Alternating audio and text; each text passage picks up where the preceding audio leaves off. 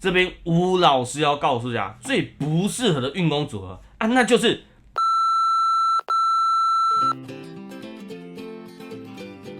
嗨，大家好，我是吴老师，欢迎回到本期的嘉生红丝竹音乐。二胡的长弓能力呀，就好比吹管的送气能力一样。越长越久的长弓啊，当然能体现出一个演奏家的能力。那我们如何练习自己的长弓呢？让弓除了越拉越久之外，还能够让音色能够控制的非常好呢？长弓基本上伴随几个重要的要件弓段、弓速，还有弓压。当然还有其他因素可以去考量，不过本期影片我们就先以这3个点来作为讨论的依据哦。我们先来将长弓所需的几个运弓因素先来厘清。第一个当然就是我们众所周知的弓段啦。弓段可以分成全弓、半弓、1/3，还有1/4弓。另外还可以分成右边的运弓以及左边的运弓。学生只知道拉推弓，这样很难把音色还有运弓学习到位啊。练习以弓段为主的长弓时啊，我们建议眼睛一定要看着琴弓的空间哦，这样才能确认自己现在使用的弓段。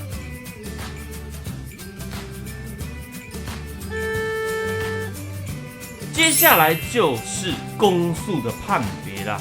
在这边讨论我们先用简单的快跟慢来做标示或展示，这样比较简单，能够让大家清楚。这边要跟大家告知弓速的变化幅度可以有很多样性，建议大家可以搭配节拍器来训练，更可以有效的了解自己的弓速掌握哦。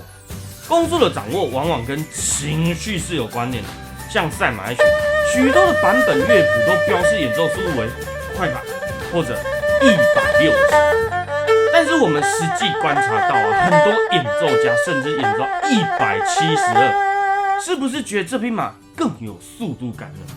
以前我们拉太慢了，老师都会说：“哎呦，你这姿势驴呀！”最后是大家最难掌握的弓压。弓压这个部分很多时候跟持弓有关系哦。当没有把弓持握好，就常常无法有效的增加或减少弓压。这边我们一样简化弓压的标示，就以轻跟重来简易的讨论吧。这边我们跟大家做个小结：弓段以长短标示，弓速以快慢标示，弓压以轻重标示。这样的标示是便于大家简易且清楚的了解，希望不要过度的复杂哦。我们先将刚刚讲解过的弓段、弓速、弓压这3者分别排列出来，做一个简易的表格。接下来我们把弓段的长短、弓速的快慢、弓压的轻重分别的来做排列组合，这样就能够快速的排列出每一种运弓的组合啦。有了这些组合，你就容易判断出运弓的音色应该如何掌握。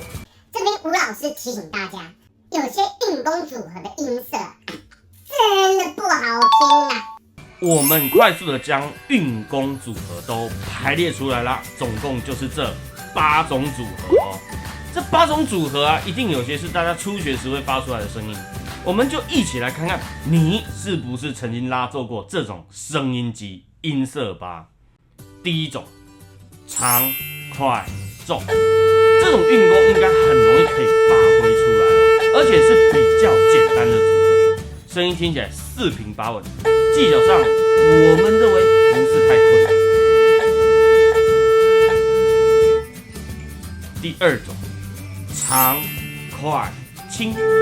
这种运弓比较困难，就是要把弓压变轻，因为弓速比较快的关系所以轻显得不是那么简单，可以多多训练自己的持弓能力哦。第3种，长、慢、重。这种运弓听起来就不是很舒服哦，是不是你初学时常常会发出这样的声音呢？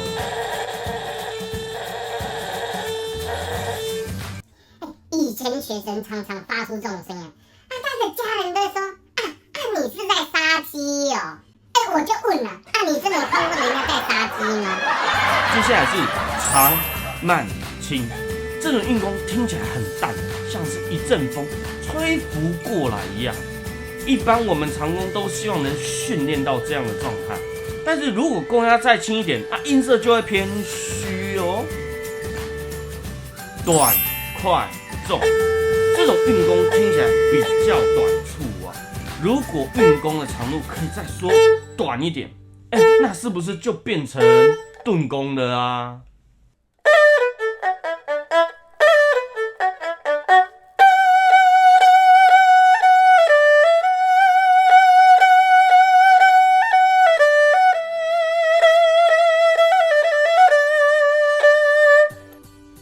短、快、轻，这种运功听起来很像是棉花糖一样，不着痕迹。很多呢喃的语调我们觉得非常的适合哦。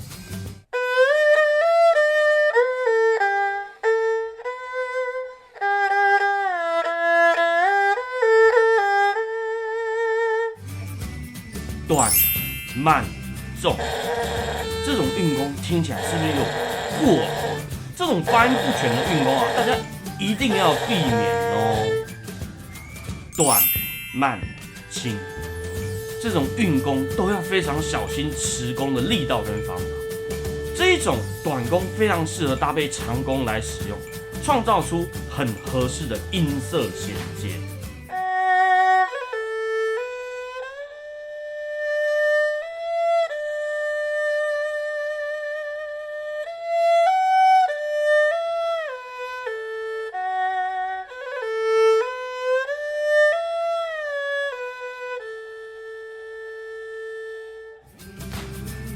以上8种组合都需要建立在节拍器的基础上，或是琴弓有预先建立好弓段分配长短的概念上，这样才能够很好的去理解自己的运弓组合。这边吴老师要告诉大家，最不适合的运弓组合那就是慢加重哦。